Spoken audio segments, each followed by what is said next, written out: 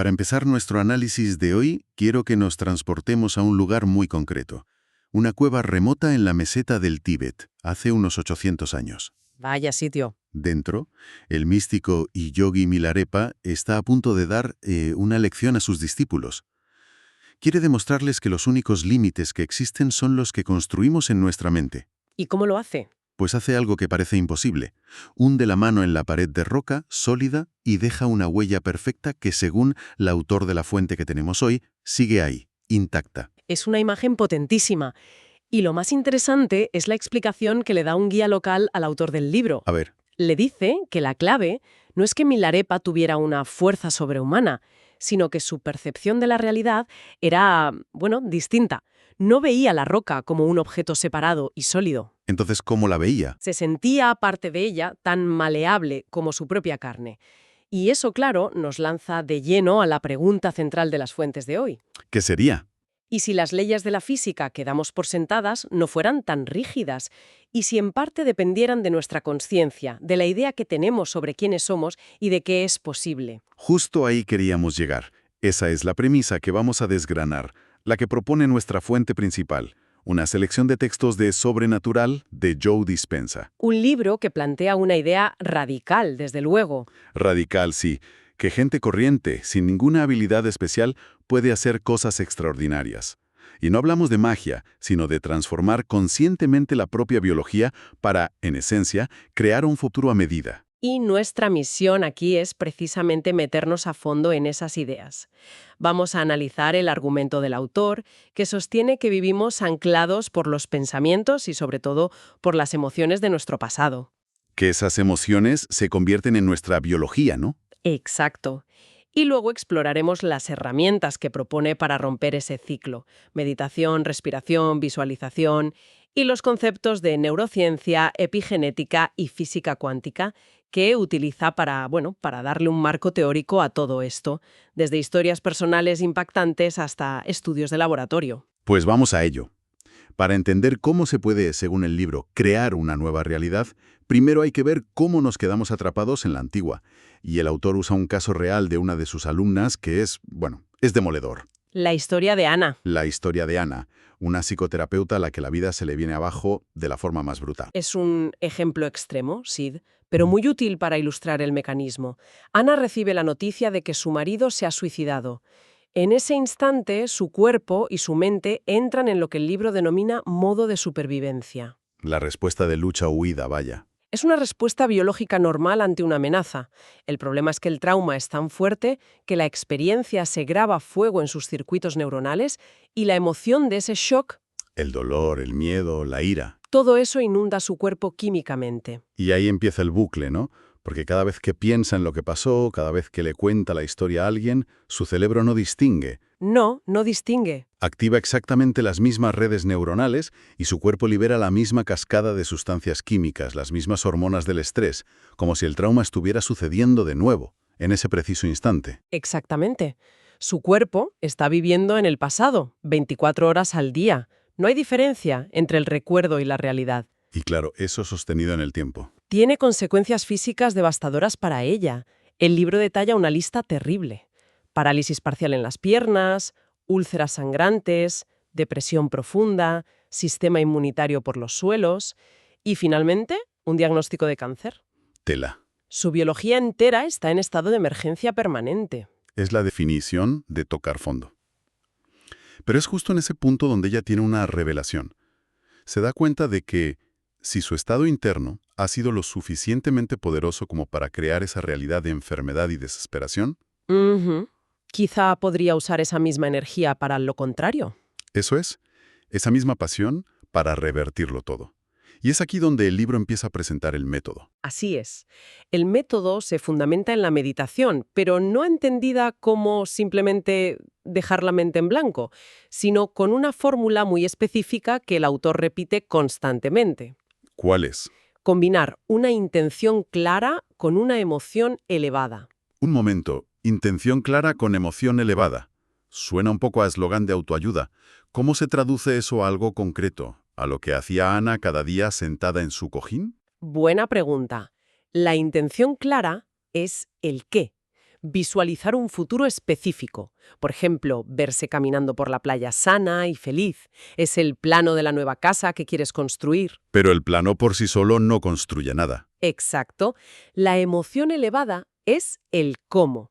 Es la energía que pone los ladrillos. Ana tenía que enseñarle a su cuerpo emocionalmente cómo se sentiría esa salud, esa alegría, esa gratitud, antes de tener ninguna prueba de ello en su vida. Tenía que sentir amor por la vida cuando su vida era un infierno. Justo. Y ahí es donde entra la ciencia que propone el libro. Vale, aquí es donde necesitamos ir más despacio. ¿Cómo puede una emoción, un sentimiento, cambiar algo tan físico como unas células cancerosas? Aquí es donde el autor introduce el concepto de epigenética, ¿verdad? Correcto. Y es la pieza central de su argumento.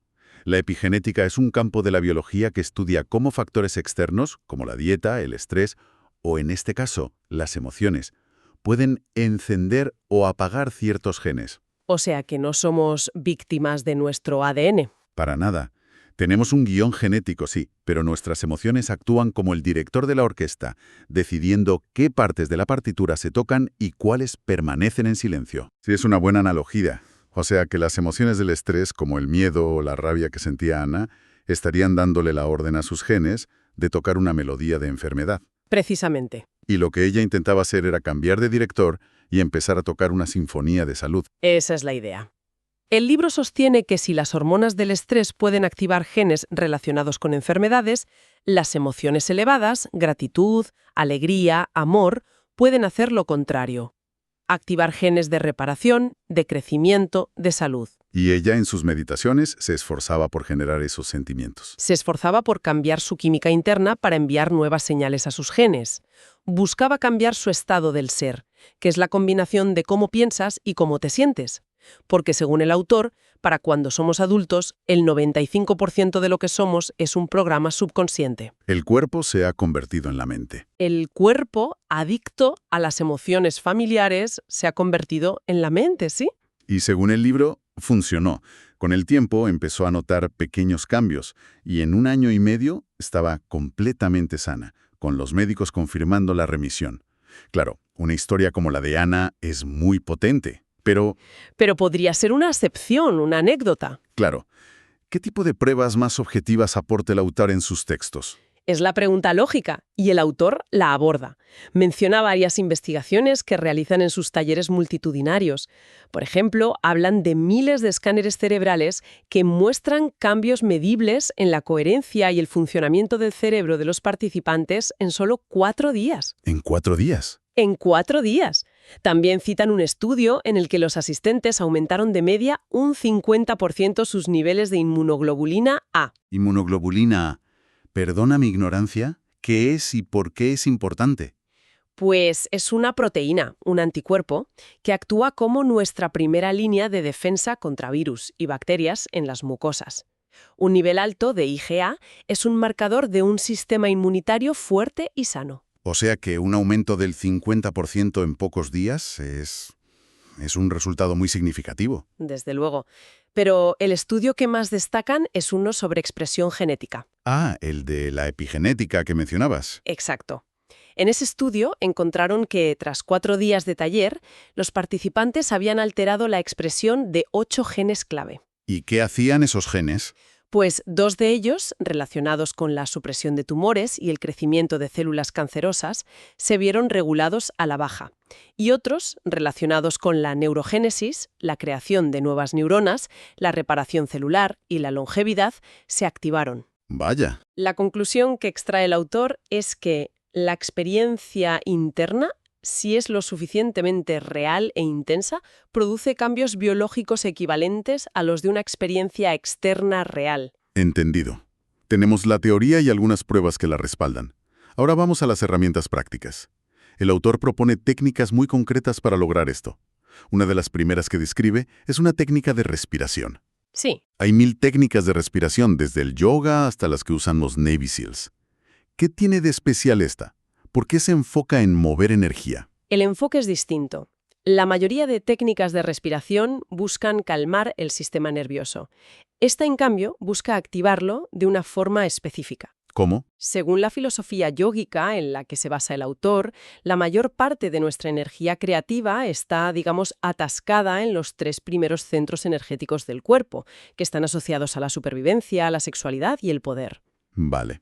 La técnica de respiración, que implica contraer músculos del perineo y el abdomen mientras se inspira profundamente, está diseñada para bombear esa energía latente desde la base de la columna hasta el cerebro. Un momento, mover la energía creativa al cerebro. Suena muy abstracto. ¿A qué se refiere exactamente con eso? ¿Hablamos de un cambio metabólico, de la conductividad eléctrica del cuerpo, o es una metáfora? El libro lo presenta como un proceso físico real. Al realizar esta respiración se acelera el líquido cefalorraquídeo a través del sistema nervioso. Esto genera una corriente eléctrica que al llegar al cerebro crea un campo electromagnético medible y más potente alrededor de la cabeza y del cuerpo. Ah, vale. El objetivo es pasar de un estado en el que somos principalmente materia, un cuerpo denso, químico, operando desde los instintos, a un estado en el que somos más energía. Un campo de conciencia más ligero y coherente, con el cerebro funcionando a pleno rendimiento. Es, por así decirlo, preparar el terreno. Exacto. Vale, entiendo lo de preparar el terreno con la respiración. Pero una vez que tienes esa energía en el cerebro, ¿qué haces con ella? ¿Cómo la diriges para que no se quede solo en una sensación y empiece a construir ese futuro que quieres? Ahí es donde entran otras técnicas. Supongo que más visuales. Justo ahí. Una de las más curiosas es el uso de un caleidoscopio y lo que él llama películas mentales. ¿Un caleidoscopio? Sí, la idea es usar el caleidoscopio para inducir un estado de trance ligero para llevar al cerebro a funcionar en ondas alfa o teta. A ver, explícanos eso de las ondas cerebrales. Claro, para que nos entendamos, nuestro cerebro, en el día a día, ahora mismo mientras hablamos, funciona principalmente en ondas beta. Estamos alerta, analizando, pensando. Ok. Las ondas alfa son más lentas. Es el estado en el que entramos cuando estamos relajados, soñando despiertos. Y las ondas teta son aún más lentas, las que experimentamos justo antes de dormir o en meditación muy profunda. ¿Y en esos estados? En esos estados, nuestro guardián interior, esa mente crítica y analítica que nos dice eso es imposible o no te lo crees, se toma un descanso. Y eso nos vuelve mucho más sugestionables. O sea, que el objetivo es bajarle el volumen a la voz del escepticismo para poder instalar un nuevo programa. Exacto. Una vez en ese estado receptivo, la persona visualiza su película mental, que es un vídeo que ha creado previamente con imágenes, frases y música que representan su futuro deseado, Programar el subconsciente directamente. sin el filtro del pensamiento crítico. De hecho, el autor lo compara explícitamente con las técnicas publicitarias. ¿Cómo es eso? Pone el ejemplo de anuncios de farmacéuticas, sobre todo los que se emiten por la noche. Usan imágenes impactantes, a veces de miedo, con una narrativa emocional para captar nuestra atención, alterar nuestro estado y hacernos más receptivos a su mensaje de «pide esta pastilla a tu médico». ¿Lo hacen por la noche porque estamos más cansados, menos críticos? Claro, saben que nuestro cerebro está más cerca de esas ondas alfa y teta. La propuesta del caleidoscopio es usar ese mismo mecanismo de sugestionabilidad, pero para un fin elegido por uno mismo. Entendido. Es como hackear tu propio sistema operativo. Todo esto parece muy enfocado en el individuo, en el cambio personal. El libro explora si este efecto puede escalar, si puede tener un impacto colectivo. Sí, le dedica una parte importante a lo que llama el proyecto Coherencia. Esto surgió de una observación en sus talleres. ¿Qué observaron? Se dieron cuenta, monitorizando a los asistentes, de que durante las meditaciones grupales, los corazones de muchas personas entraban en un estado de coherencia. Un patrón rítmico, ordenado y sincronizado, exactamente en el mismo instante. A la vez, sin ninguna señal externa. Sin ninguna señal externa. Como un banco de peces o una bandada de pájaros que giran todos a la vez, como si fueran un único organismo. De una parte del grupo parecía influir en el resto de forma no local. Así que decidieron llevar esa idea a una escala global. Y organizan meditaciones masivas por Internet. Sí, con miles de personas de todo el mundo, con la intención de irradiar paz y coherencia al campo electromagnético del planeta. Eso suena muy ambicioso. ¿Se basa en alguna evidencia o es más bien un acto de fe? Bueno, el libro se apoya en la idea de que la consciencia colectiva puede tener un efecto medible en el mundo físico. Cita, por ejemplo, los datos del Proyecto de Conciencia Global durante los atentados del 11 de septiembre. ¿El qué, perdón? Es un proyecto que tiene generadores de números aleatorios repartidos por el mundo. Son máquinas que deberían producir secuencias de ceros y unos totalmente al azar, como tirar una moneda al aire millones de veces. Y supongo que ese día no fue al azar. Pues no. Durante las horas del 11S, cuando la atención y la emoción de todo el planeta estaban enfocadas en un mismo evento traumático, esos generadores dejaron de ser aleatorios y empezaron a mostrar patrones muy significativos. Vaya, la interpretación que se le da es que la coherencia de la conciencia humana puede influir en la materia. Vale, resumiendo el viaje de hoy, hemos pasado del yogui que, según la leyenda, funde su mano con la roca, a una psicoterapeuta que reconstruye su biología para sanar de un cáncer, y hemos acabado con una comunidad global meditando para influir en el campo magnético de la Tierra. Es un buen resumen. La idea central que recorre todo sobrenatural parece ser que nuestro potencial es mucho mayor de lo que nuestra realidad actual nos hace creer. Sin duda, la propuesta de fondo es un cambio de paradigma existencial. Pasar de vivir en supervivencia, un estado en el que reaccionamos a un entorno conocido, anclados en las emociones familiares del pasado, a vivir en creación, Un estado donde la energía está puesta en un futuro nuevo. donde tu energía y tu atención están deliberadamente puestas en un futuro nuevo y desconocido, sintiendo las emociones de ese futuro antes de que se manifieste. Es un cambio, como dice el libro, de ser materia a ser energía, de vivir condicionado por el pasado a vivir creando desde el futuro. El libro además deja una advertencia final muy práctica. Todo este trabajo interno, la meditación, la respiración, nos sirve de mucho si al terminar volvemos a ser la misma persona de siempre. Claro. Si meditamos para sentir gratitud, pero los 5 minutos estamos gritándole a alguien en un atasco, el programa antiguo vuelve a tomar el control. La clave, según el texto, es encarnar esa nueva personalidad en el día a día.